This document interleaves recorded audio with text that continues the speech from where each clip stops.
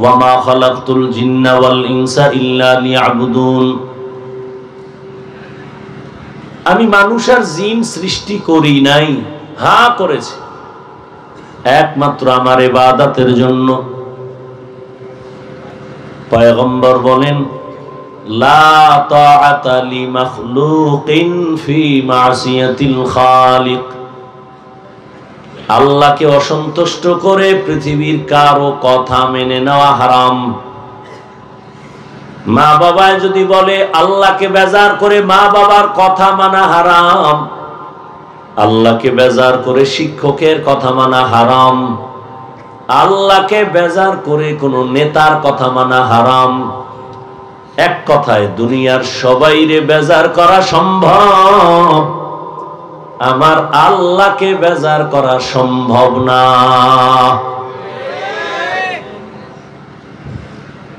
ঠিক তো কইছেন, কিন্তু কাম তো করেন সব উল্টো, তাজা উল্টো। পর্দা করলে আত্মীয়রা বেজার, আল্লাহ খুশি। এখানেই তোমার বড় পরীক্ষা।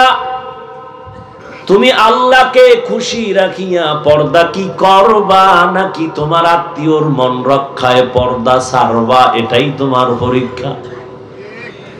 দাড়ি রাখলে আমার আল্লাহ খুশি, তোমার আত্মীয় স্বজন বেজার, এটাই তোমার ইমানের পরীক্ষা। কি তুমি আল্লাহকে খুশি রেখে দাড়ি লম্বা করবা, নাকি আত্মীয়র মন পাওয়ার জন্য দাড়ি কাটবা? মুমিন যার ইমান তাজা সে বলবে গলায় ছুরি লাগবে, তারপর দাড়িতে ছুরি লাগাবো না।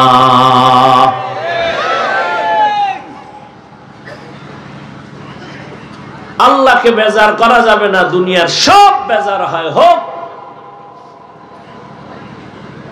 আপনি মুসলমান, আপনার আমার আল্লাহ এক, নবী এক, কোরআন এক, কাবা এক, ধর্ম এক, কালেমা এক। অথচ আমি টুপি মাথায় না দিলে লজ্জা পাই, আর আপনাকে টুপির জন্য বয়ান করা লাগে, কত তেল দিয়া, কত বিনয় হইয়া, মনে হয় টাকার কেনা গোলাম আমি। আপনিও মুসলমান, আমিও মুসলমান, আপনার আমার আল্লাহ এক, নবী এক, কোরআন এক, কাবা এক।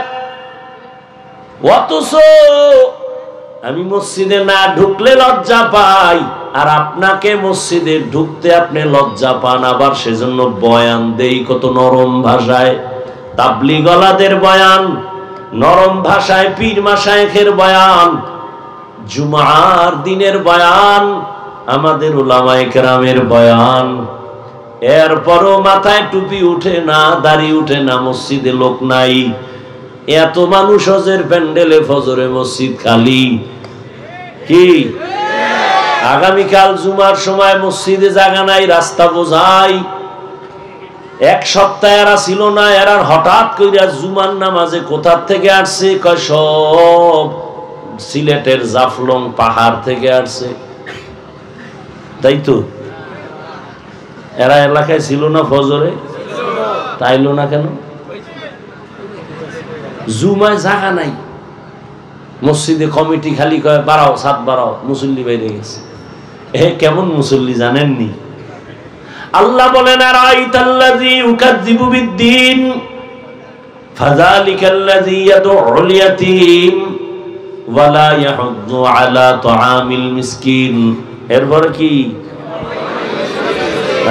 বাংলা পড়তে পারলে কোরআনের বাংলা মোবাইলে ডাউনলোড করে দেখো এর অর্থ কি। ফাওয়াইলুন, ওয়াইল নামক জাহান্নাম মুসল্লির জন্য।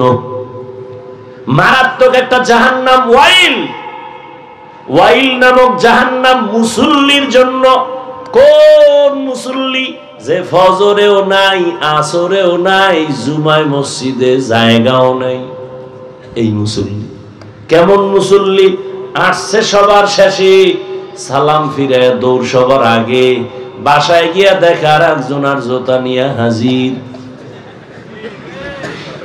ইমামের সালামের পরে আরো 4 রাকাত সুন্নাত আছে, না পড়লে গুনাহ হবে। অথচ 2 রাকাত ফরজ পড়ে দৌড় দিল, সুন্নত পড়লো না। আল্লাহ বলেন, এই মুসল্লিদের জন্য আমি ওয়াইল নামক জাহান্নাম বানাইছি। ফাওয়াইলুল লিল মুসাল্লিন। এরা নামাজ পড়ে মানুষের দেখানোর জন্য। ওই কে বলছিল 3 জুমা বাদ দিয়ে 1 জুমায় যায়। কিও কয় শুনছি একসাথে 4 জুমা বাদ দিলে বউ থায় না, বউ ঠাইতে এরপরে 4 জুমায় আসি। অথচ নবী বলেন বাইনাল আবদি ওয়া বাইনাল কুফরি তারকুস সালাহ। মুমিন আর বেঈমানের মধ্যে ব্যবধান হলো নামাজ। বেঈমানেরা নামাজ পড়ে না, মুমিনেরা নামাজ ছাড়ে না। কই নামাজ? ঈমানের পরে তোমার বড় আমল নামাজ। আর নামাজ এমন একটা মেডিসিন, গ্রহণ করলে দুনিয়ার কোন ভাইরাস তার ঈমানে থাকবে না, আমলে থাকবে না, শিরিক থাকবে না, বেদাত থাকবে না। নামাজ যার যত সুন্দর হবে তার চেহারা তত সুন্দর হবে, তার আমল তত সুন্দর হবে, তার ইখলাস সুন্দর, আখলাক সুন্দর হবে, ব্যবহার সুন্দর হবে, তার লেনদেন সুন্দর হবে, ওই মানুষটা পুরো সুন্দর হয়ে যাবে। আর নামাজ যার যত খারাপ, পাগড়িওয়ালা হলেও তার লেনদেন খারাপ। বড় পাগড়িওয়ালা ওয়াদা ঠিক নাই, বিষয় কি?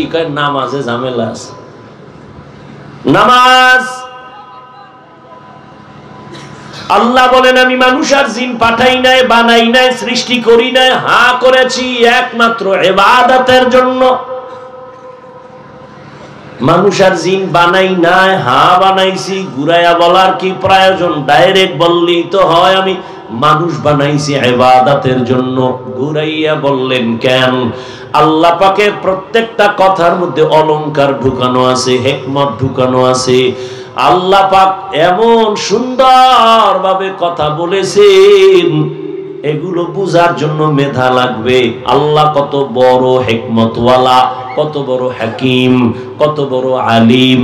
আল্লাহ পাক বলেন ও মানুষ, তোমারে আমি জেহেনটা খালি করার জন্য বললাম, তোমারে আমি বানাই নাই। বলে কেন বানাইছি? দুনিয়াতে আসা থেকে মরণ পর্যন্ত শুধু তোমার জীবনে কাজ হলো একটা, দ্বিতীয় তোমার কোনো কাজ নাই। সে কাজ হলো ইবাদত।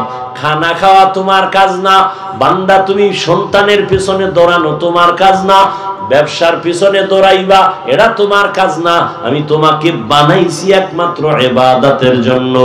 আর আমি জমিনটা বানাইয়া প্রথম ঘর বানাইলাম ইবাদতের ঘর, বাইতুল্লাহ।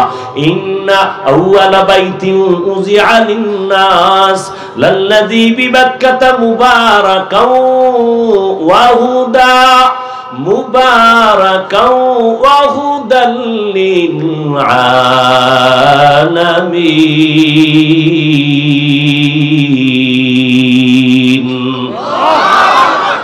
জমিন বানানোর পরে কোনো বাসিন্দা জমিনে নাই, পুরা জমিন খালি।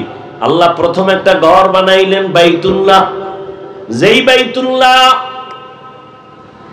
প্রথম, বাইতুল্লাহর হাজি আমাদের আব্বাজান আদম আলা নবিয়িনা ওয়া আলাইহিস সালাতু ওয়াস সালাম প্রথম হাজি। আর বাইতুল্লাহ প্রথম যে জমিন থেকে হজ ব্রত শুরু হলো, হজের যাত্রা শুরু হলো, ওই জমিনটা কত দামি যে এই জমিন থেকেই হজ শুরু। জমিন প্রথম হজ শুরু ভারত থেকে। কোথা থেকে? তাহলে বরকত ভারত পাইয়া লাইছে। ভারত থেকে আদম নবী 1000 বার পায়ে হেঁটে হেঁটে গিয়া হজ করেছেন। ওই বাইতুল্লাহ হেদায়েতের ঘর, ইবাদতের ঘর, বসবাসের ঘর নাই কেন? আল্লাহ বলেন আমি মানুষ বানাবো জমিনের মেহমান। এরা এই জমিনের চিফ গেস্ট, প্রধান মেহমান। এদের যেহেতু আমি ইবাদতের জন্য পাঠাবো, আগে আমি ইবাদতের ঘর বানাইছি, বসবাসের ঘর বানাই নাই। কেন? দুনিয়াতে এই আমার কলিজার মেহমানরা জমিনে করবে ইবাদত, আর বসবাসের জন্য আমি বানায় রাখছি শান্তির ঠিকানা জান্নাত। কেউ যদি আপনাকে জিয়ায় আমি এখানে ওয়াজে বসছি, আধা ঘন্টা রেস্ট নিছি একটা রুমের মধ্যে, কেউ বলবে কি এটা আমার বাড়ি? কি বলবে কেউ?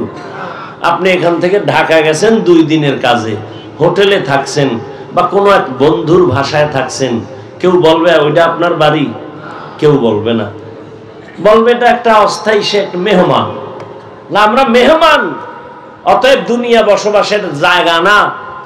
তো মেহমান থাকে কয়দিন? 3 দিন। কালান নবী সাল্লাল্লাহু আলাইহি ওয়া আলিহি ওয়াসাল্লাম কুন ফিদ দুনিয়া কান্নাকা গরীবুন আও আবিরু সাবিল। পয়গম্বর বলেন, দুনিয়াতে মেহমানের মতো চলো, মুসাফিরের মতো চলো, অট্টালিকার চিন্তা করিও না। রহমতের নবী আমার